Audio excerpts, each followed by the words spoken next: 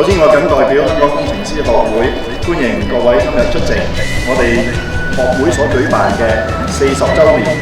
運動會暨家庭同樂日嘅開幕儀式。希望今日咧，大家有一個非常之愉快嘅家庭同樂日，亦都希望今日喺度嘅小朋友咧，為你哋嘅父親、母親感到光榮，佢哋為香港嘅建設咧出咗好大嘅力。多謝大家。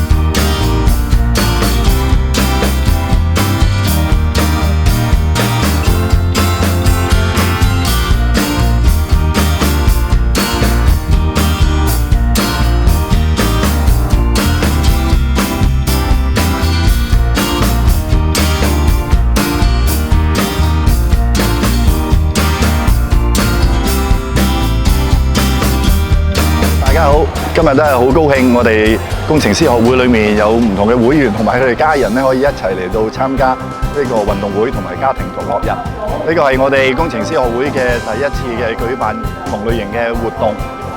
我祝呢個香港工程師學會咧40週年咧生日快樂！呢個我哋嘅會務咧蒸蒸日上，就大家即係好團結同埋好開心咁一齊。我喺度恭賀香港工程師學會成立40週年，喺嚟緊嘅日子繼續團結業界，以專業貢獻社會。香港工程師學會40歲生日快樂！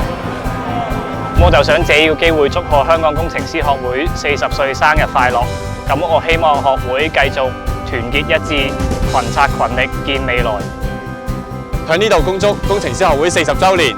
生日快樂，會務蒸蒸日上，所有 member 開心快樂，工程做多啲，建設香港，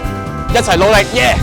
我都好希望我哋今日嘅會員可以同佢哋嘅家人一齊嘅去歡聚，令到我哋可以喺一個工作同埋家庭嘅生活上面都有一個好嘅平衡，亦都係俾我哋有更大嘅動力去為我哋嘅社會去發熱發光。